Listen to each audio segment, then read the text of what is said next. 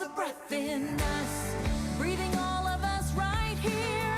Spirit, you're the grace in us, calming every fear right here. Spirit, you're the peace in us, spreading out across the world. Spirit, you're the power in us, flying like a flag unfurled.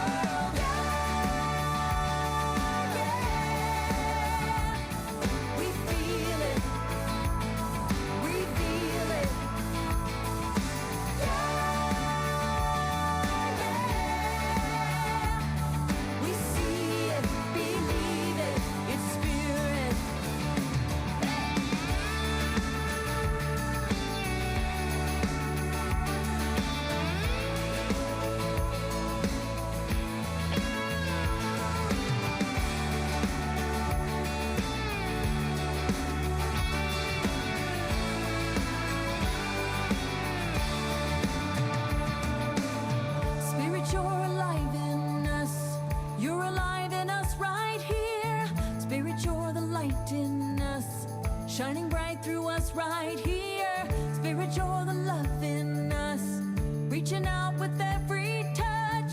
Spirit, you're the voice in us, rising up beyond a hush. Yeah. We feel it, reveal it.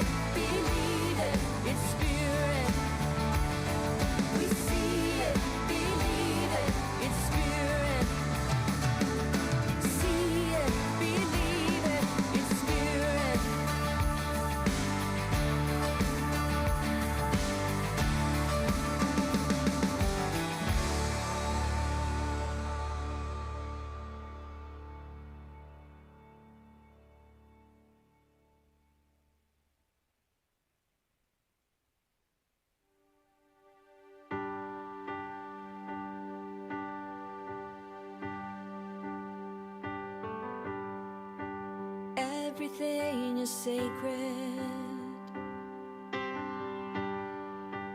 Everything is filled with the divine.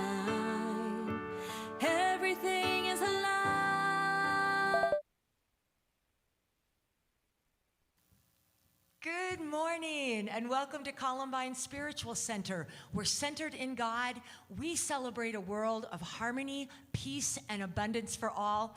We welcome those of you that are at home watching us via live stream, and we welcome you in the sanctuary, and we invite you to stand up and sing along with us. We're declaring the truth of who we are. Whole, perfect, strong, powerful, loving, harmonious, and happy. Whole, perfect, strong, powerful, loving, harmonious, and happy. Whole, perfect, strong, powerful, loving, harmonious, and happy. This is the undisputed truth of who I am. You know it now.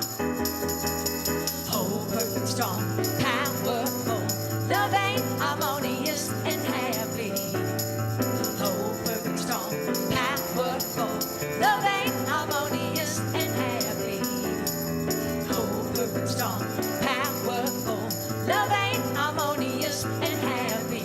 This is the undisputed truth of who I am.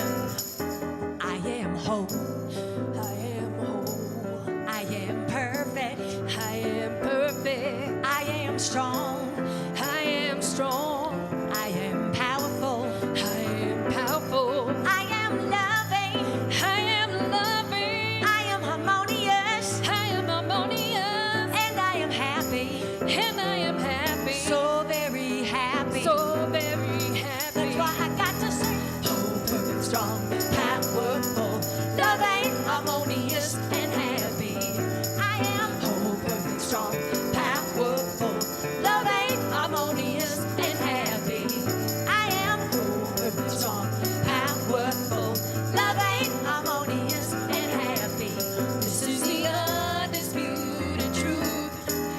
is the undisputed truth. This is the undisputed truth of who I am. All right, let's hear it. Yeah.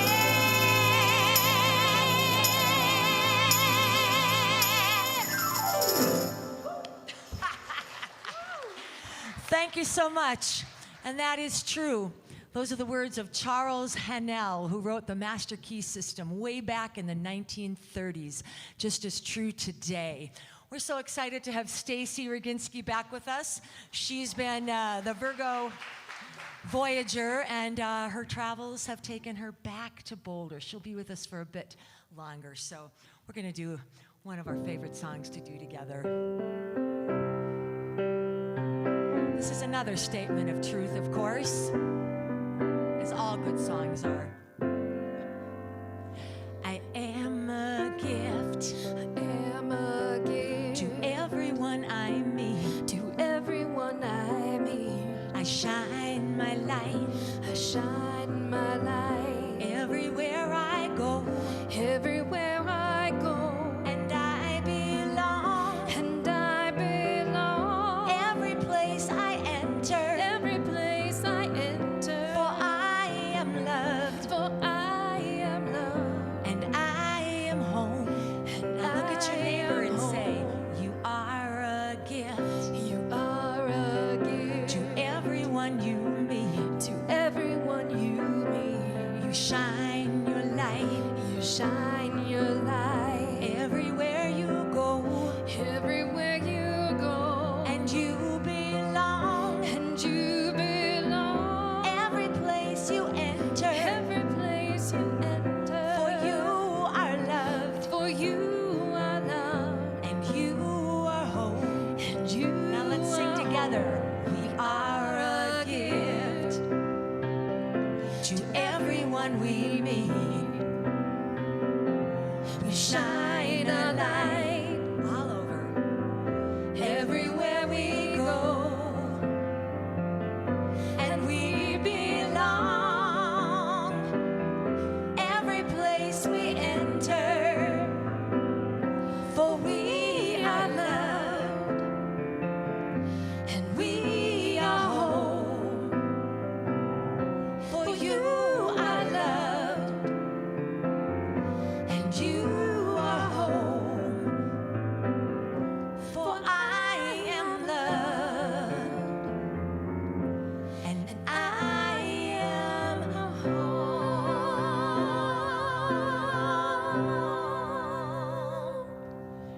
Thank you so much.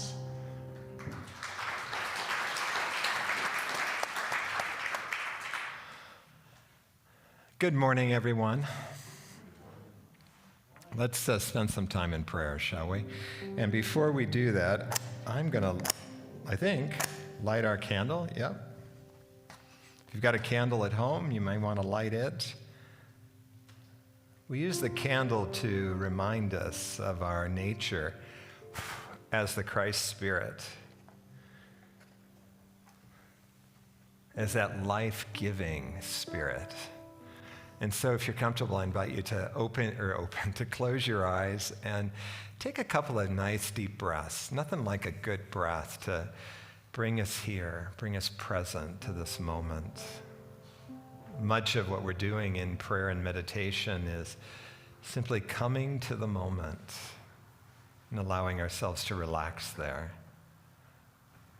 And so I loved the music that we sang this morning, for it reminded us that, we have all this wonderful capacity and potential within us, and wherever we are is where we are to be. And so often this is hard for our ego to get. It thinks we belong in some ways, that we don't belong in other ways. But the truth is, we're all the light. We are a unique expression of the full potential of the universe, expressing in its very unique way as us, a necessary way as us. And so Through these series of the Daughters of Destiny, we're seeing that no matter what the universe tells us, no matter what the world around us, our friends, our family has told us, it is the very truth that guides us. It is the unfolding of our life that brings us to these places that we need to be, and we trust that today. We're open to being moved. We're open to being used because we are an expression of the light. From that place then of shining bright, I invite you to bring to mind not only our prayer list that's published every Tuesday by email, or our prayer box that's out in our lobby as you walked in this morning, but I want you also to bring to mind those on your personal prayer list. For you see, as this expression of the light, as this expression of spirit, we have power, and that power is to extend our presence to others. And so we see all the people on these lists enveloped in our love, surrounded by our light, knowing that the very Spirit of truth is hard at work in them, just as it's hard at work as us. And we give thanks this morning for this opportunity to pause, to connect in our very nature, and to know that all is well in our world. And so it is. Amen. Thank you so much, Scott. We are thrilled to have you here with us in person. We're also thrilled to have one of Columbine's favorite acts and people, Bettman and Halpin. And for the first time in more than a year, we actually have a merchandise table out in the lobby, so you can literally take them home with you. And we encourage you to do that. And we thank you for your support of musicians. This has been quite a challenging year, so thank you, my friends. As a child, we dream of flying. It comes easy, no need for trying. We grow up, our feet get heavy. Dreams of flight are just a memory. We learn to fear when we learn the rules here. What would you do if you knew no fear? What would you do if you knew no fear? Children love with no illusions. They play games with no confusions. You and I, we burned our fingers. Now the fear of pain still lingers. We hold on tight while we measure what's wrong and what's right. What would you do if you knew no fear?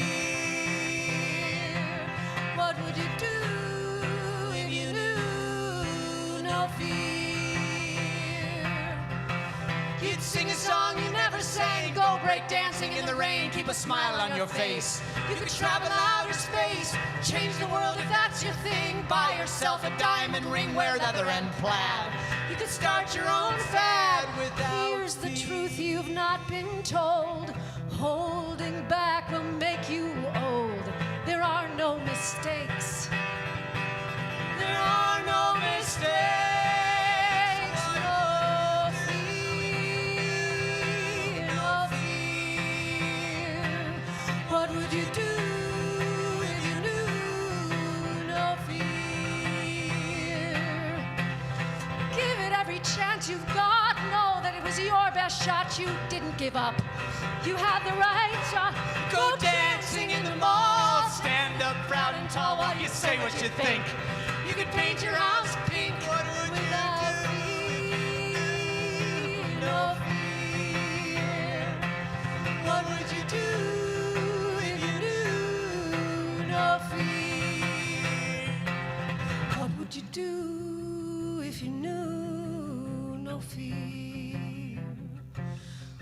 would you do if you knew no fear? Children love with no illusions. They play games with no confusion.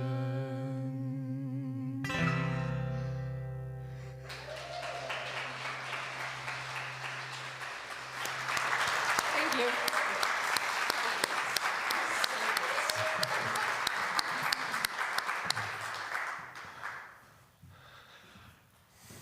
Okay, that was about perfect for what we've been working on, right? Yeah, it's okay if you forget the words. We're all about heart here and not necessarily perfection. That's right. We have been working with Daughters of Destiny, a series on Netflix. It's a 4-episode series, and today we're going to be working with the 3rd episode. You may remember that last week, based on the 2nd episode, I put a lot of emphasis on culture, because I don't think we often consider culture. But culture plays a big part in giving us messages about what we can and can't do, often messages that can trump what Spirit is inviting us into in our lives, both through guidance and through the unfolding of our lives.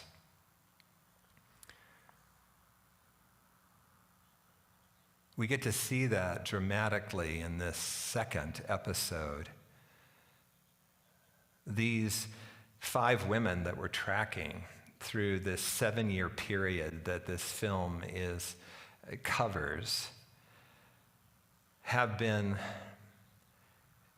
extracted, let's say, from their culture. They're from the untouchable caste. Yeah, thank you. I was going to say sect. The untouchable caste in India, which is the poorest of poor. And they're held in that position by the discrimination of the higher castes. But they're extracted. And they have been at a residential school since age 4. This program takes them all the way through college. Their meals are provided, their education is provided, they're given opportunities to experience leadership, they get to experience all sorts of things to see what their qualities are, and yet we see how powerful the culture is and how that culture has a certain inertia to it, that it wants to hold them in the place that the culture holds them. Whether that's the culture of the country, whether that's the culture of their family, you can just see it in that 2nd episode.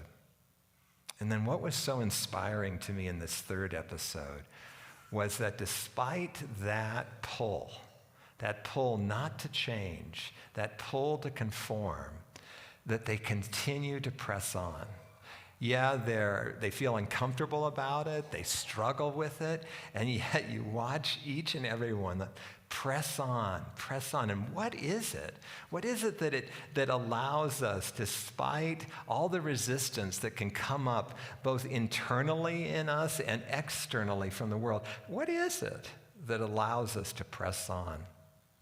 This week, I had the great opportunity to be in meetings with Linda Martella-Whitsitt. Linda is the vice president of Silent Unity, or in charge of Silent Unity at Unity World Headquarters. And Linda led a meditation for us one of the mornings, and she used as her inspiration How to Let God Help You, which is a book that was published in 1956. And it is a compilation of Myrtle Fillmore's writings. And Myrtle wrote very simply, and I think it gives us some insight as to what allows us to press on when she wrote, "Our God is a consuming fire. Our God is a consuming fire.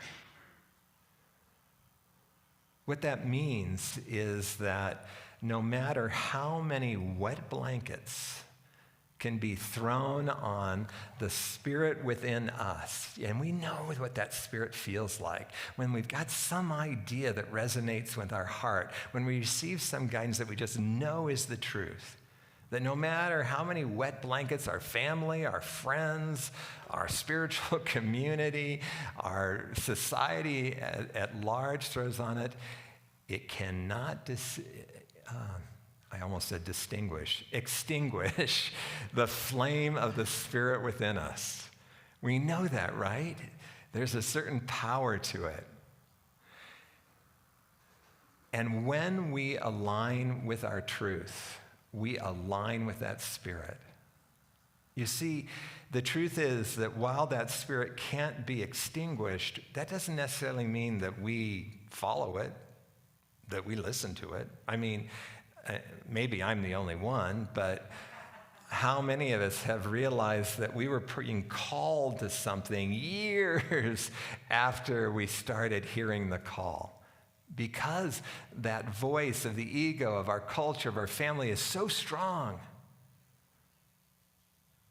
that we don't even recognize that we have fallen under its tractor beam, that we have been lulled into conformance. Myrtle Fillmore goes on to say, "Stand by the truth, for its seed is in itself." Stand by the truth, for its seed is within itself. The beauty of this statement is this analogy of the seed. For you see, when a seed breaks open, there's tremendous potential. And that little seedling will do anything to get to the light. It'll come up through cracks in concrete, it'll break asphalt, it'll move rocks. And so what she's saying is, it's all right there in the truth. In fact, we could say, how did she put it? Truth is a consuming fire. So we have this power within us, the spirit of truth, if you will, that is there to support us in moving through all kinds of resistance, to bring our unique expression of the light, to bring forth our potential. But often that's not enough. How many of us have thought about something? You know, it sort of gives you the impression, okay, well, I'll just align with my truth and I'm going to go home now.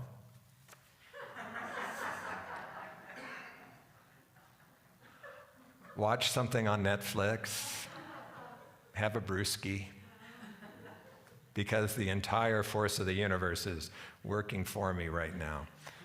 No, that's not quite the way it works.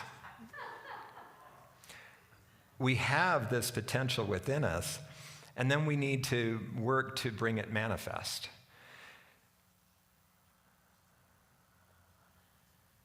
And this is where I love a concept that the Sufis brought forth for me. It's called Hema. Have you, any of you heard of Hema before? Yeah, Janice has heard of Hema. Here's how Hema is defined. Intense spiritual resolve.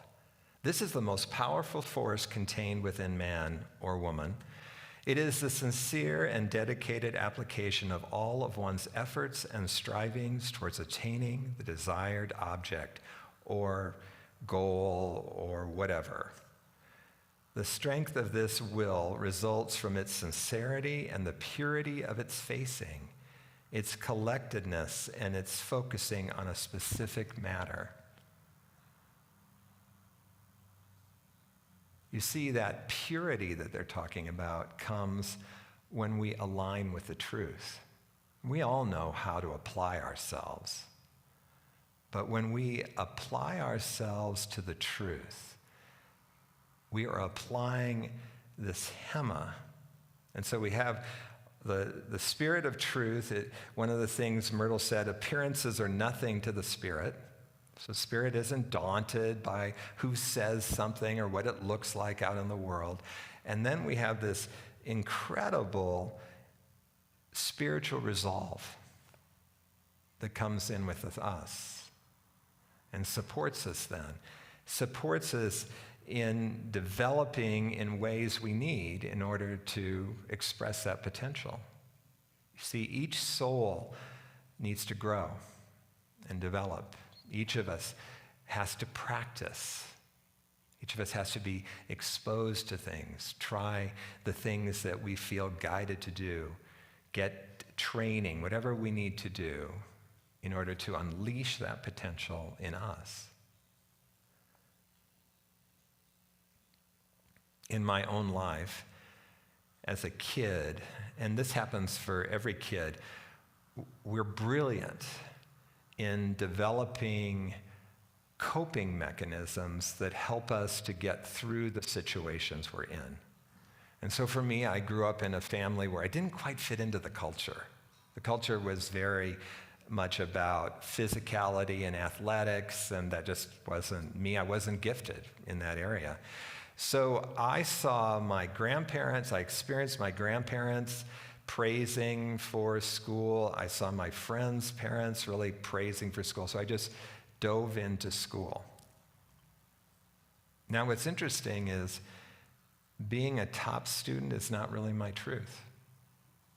And so what then does that look like when you're efforting, but there's no truth behind it? It's efforting, pure and simple. And that kind of efforting kind of sucks the life out of us. It's exhausting.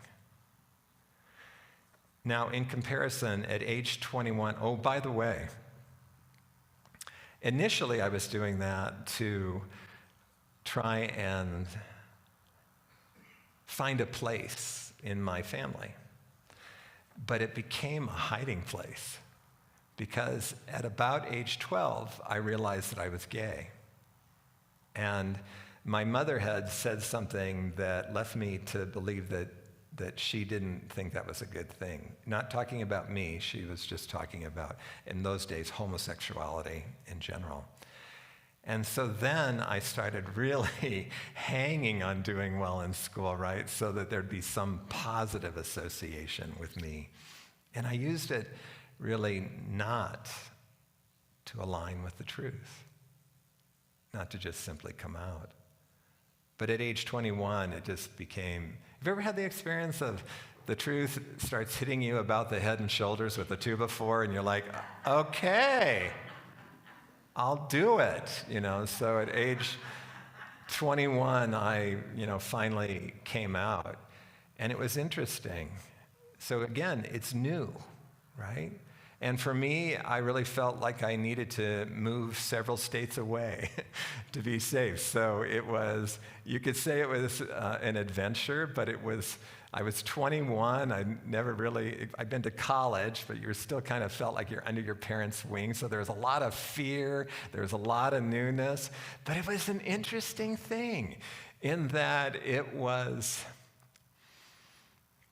exciting, that it was definitely efforting, but it was the kind of efforting that doesn't deplete you. Have you ever been, this distinction that I'm talking about? It's a very interesting distinction that you're like jazzed in some way, even though you're also got your own fears and hesitancies up, you're moving through. We see that in this episode. I mean, I thought it was so sweet. One woman says, I used to be scared to cross the street because she grew up in a village and now her college was in a city. But she learned to cross that street. We see them interacting with other kids that really are privileged. And instead of letting their ego, which is constantly reminding them that they're not, get the best of them, they show up. So in this in this whole series, we get to meet Preetha. Preetha, her truth, really, is she wants to be a singer.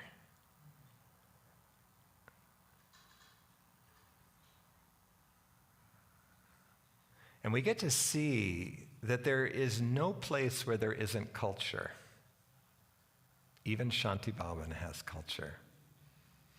And their culture at Shanti Bhavan, the school that these kids attend, is not only influenced, but really in many ways dictated by Dr. George, the founder. His intentions are good. In fact, guys, all cultures' intentions are good.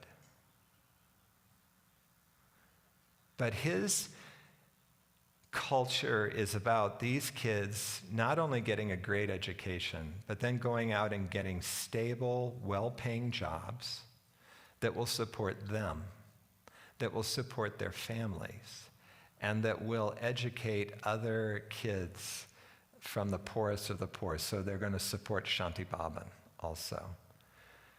But Preetha, when she comes forward to Dr. George and says, I want to be a singer, that doesn't fit into the culture. And he directs her into studying to be a civil servant. What does that mean? Not what it means to be a civil servant, but what does that then mean for Preetha? She doesn't get to ride the support of the truth. And instead of being supported by Hima, which is this energy that comes up in response to the truth in us, she has to purely effort. Most of us in this room, and most of you who are watching us remotely, you know what that effort feels like. I got called into ministry, and I must have been about 30. I efforted before that. So some of us can get through that efforting, but not Preetha. She's not doing well with it. Personally, I think it would have been super powerful if Shanti Bhavan had said, go for it. Because you see, just because we are in alignment with our truth doesn't mean that we're seeing where it's taking us. So Preetha, she may turn out to be a world-class musician, but maybe not. But it's only through engaging with our truth. And remember, the truth could be what delights your heart. It may be guidance you've received. But when we engage with it, either that next step is something we needed to learn in order to develop for the bigger unfolding that's happening for us, or it is exactly where we need to land in the moment. Totally warmed my heart to hear that in her free time, Preetha had found, a community where she could go and sing, right? Other musicians that she said they were very generous about inviting her in. Good for her.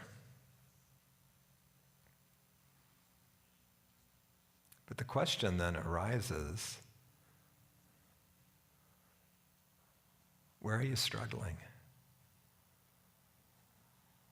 Where are you efforting in your life? And what is the truth around whatever you're efforting about? What's the underlying truth? Are you in alignment with it, or are you trying to ignore the truth?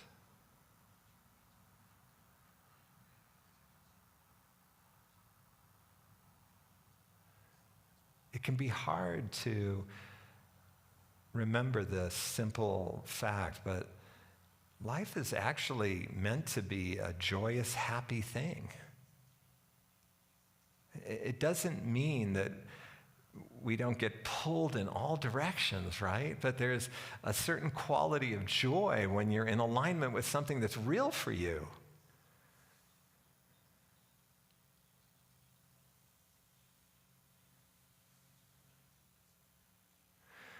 The universe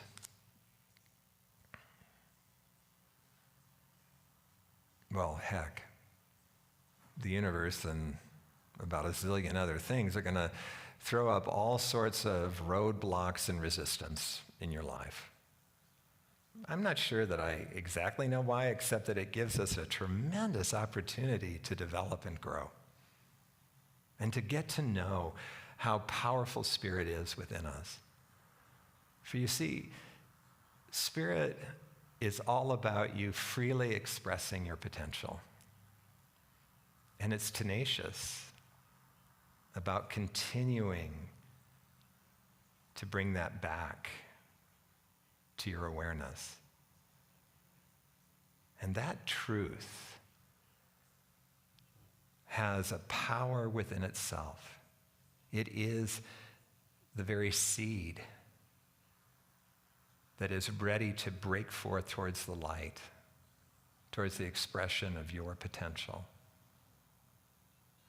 And when you couple that with a gift that we human beings have been given of Hema, this ability to really apply ourselves in a powerful way. I mean, I don't know about you, I've been meditating since I was 14. I still use Hema multiple times a week when it sits down to meditate, right? I mean, I know in my bones that this is a good thing to do, but mowing the grass sure seems like it'd be more fun.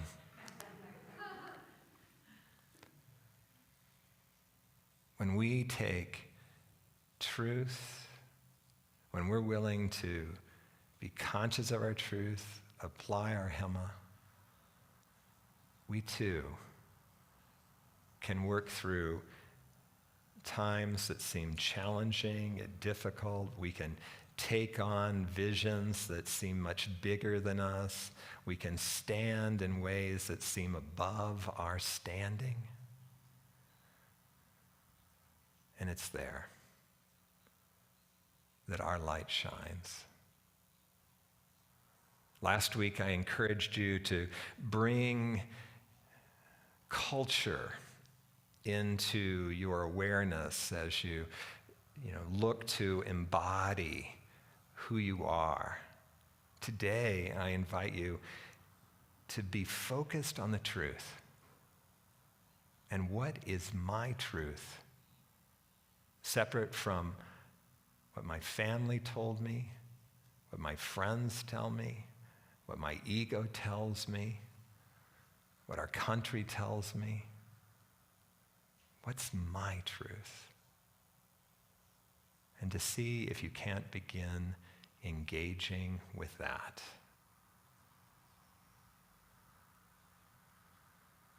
And so let's move now into some time of meditation.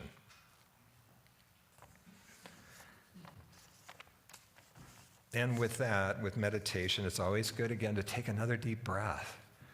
And if you're comfortable, to close your eyes, because you're coming into an interior place, a place where most of us don't hang out. We hang out very outer directed. And as you come to that interiority, see if you can't bring your attention to something other than the activity of your mind, the gentle movement of your breath. I personally like the Koth center, about 3 fingers in and 2 fingers down from your belly button.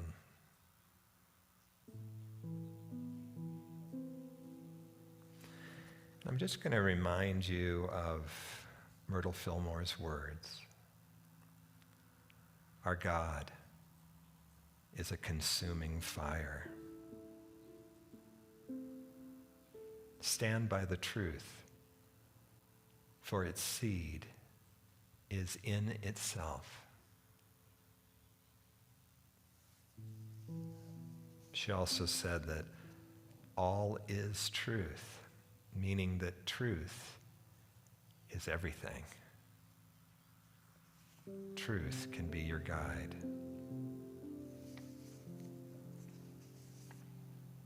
And then finally she said, appearances are nothing to spirit, to the spirit of truth. And so we rest now for the next several moments in the stillness.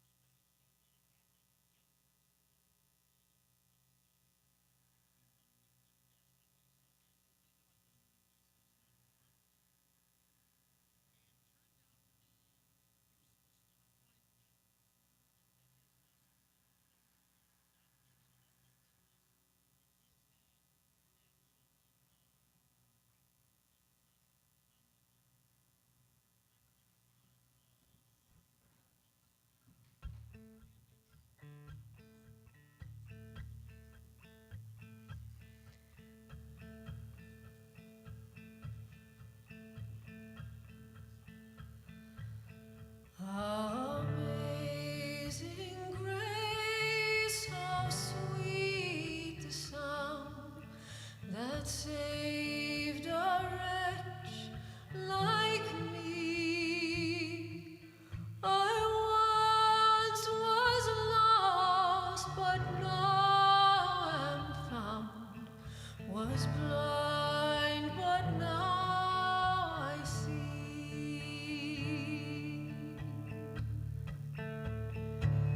'Twas grace that taught my heart to fear, and grace my fears relieved.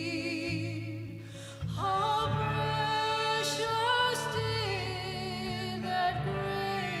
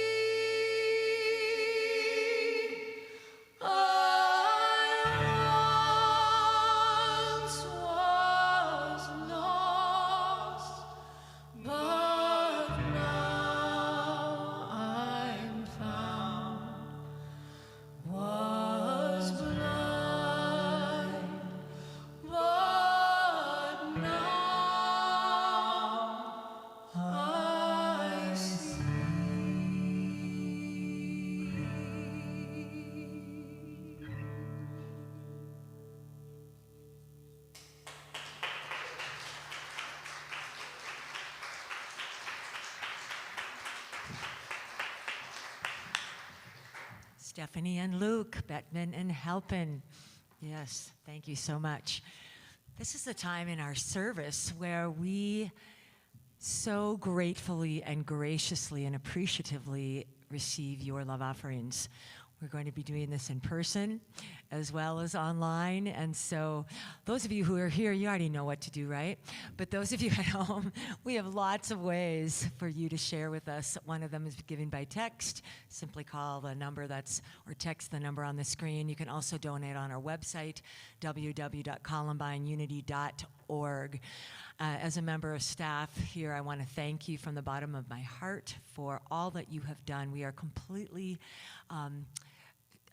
sustained through your giving. So we thank you in advance for sharing of your love with us. I want to walk you through just a few announcements after we do our offertory blessing. Yay! How is that? Good save. Let's say together. God's love has always met and will always meet all my needs. I give freely, I receive abundantly, and I am grateful. Thank you so much. And now for those announcements.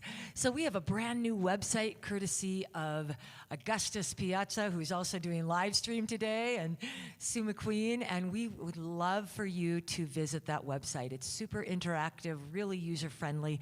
It's still at the same address, www.columbineunity.org, and you can do all sorts of things like make donations, sign up to receive our emails, watch our live stream services. You can view talks from the past. You can find Zoom links for all the different ongoing groups we have. And finally, you can see what we've got coming up. So please do yourself a favor and see that for yourselves. Welcome back. You're here. We'd like to see even more of you. Today we got closer to our 25% capacity, which is 50 right now. And of course, we'll be following state guidelines as things unfold and more people are fully vaccinated. So right now, we have an 11 o'clock service every week. You can register online. We also would like to take you to the next screen because this speaks to that. We've got a Welcome Back to Columbine survey. What we're interested in knowing is how best to serve you. Shall we continue with an outdoor service as well as an indoor? Should we move that service to the earlier time slot of 9 a.m. or should we keep it at 12:30 even as the heat hits? Should we start doing fellowship again, either in Foss Hall or out on the patio, or we could spill over into that? What's your comfort level? What are you wanting? How can we best serve you? So we would really encourage you to fill out that survey. Thank you. We've been working with Feet Forward. This is a local service nonprofit that serves the homeless in Boulder County. Right now we're doing Tuesday services at the band shell down in Boulder. We have a team from Columbine that are providing 75 breakfast burritos. We prepare them on late Tuesday mornings and then deliver them down to the band shell to be distributed. And we could use a couple more people for this month. It's coming up on Tuesday, so please let me know in person or just sign up on the website. You got it right there. Yay! There's a lot. I'm talking fast. So we usually do Peace Through Music before Easter, and this year we were so excited to be able to salvage it instead of just saying we'll wait for next year. We're going to be doing it as an outdoor event on Saturday, June 5th. You can purchase tickets online, but you can also purchase them today from me. I'm going to be out in the lobby, and I'd love to sell you tickets to this show. Our vision is to see the entire lawn filled with loving community members celebrating the idea of peace in our lifetime, along with some incredibly gifted and generous artists from our community. We envision people having picnic dinners. We'll have a beverage cart, a beverage booth available, and it's going to be amazing. We're benefiting Sister Carmen, Musical Ambassadors of Peace. We'll also be doing a clothing and food drive for Sister Carmen, so we ask you to bring that as well. This is the first nighttime event we've done on this scale, and we really hope to see a great outpouring from this community. Thank you. There's no outdoor service today. Again, we're tracking participation and registration. Whenever it's below at least 15, we'll usually cancel, sometimes because of the weather as well. So again, we really would love to know what you would like to see going forward. We thank you for that. Anything else? All right. I could share my sourdough recipe with you, but I think what we'll do instead is ask you to stand up with us as we sing our peace song.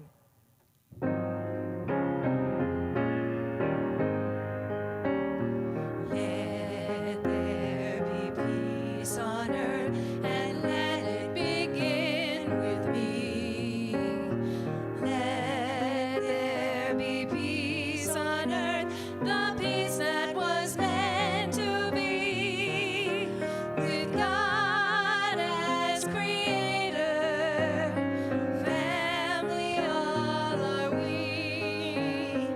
Let us walk with each other in perfect harmony. Let ease begin with me. Let this be the moment now. With every step I take, let this be my joyous vow, to take each moment and live each moment in peace eternally. Let there be peace on earth, and let it begin with me. So great. The light of God surrounds us. The love of God enfolds us. The power of God protects us. The presence of God watches over us. Wherever we are, God is, and all is well. We love you. Have a beautiful week, and we'll see you next time. Namaste. You guys sounded great.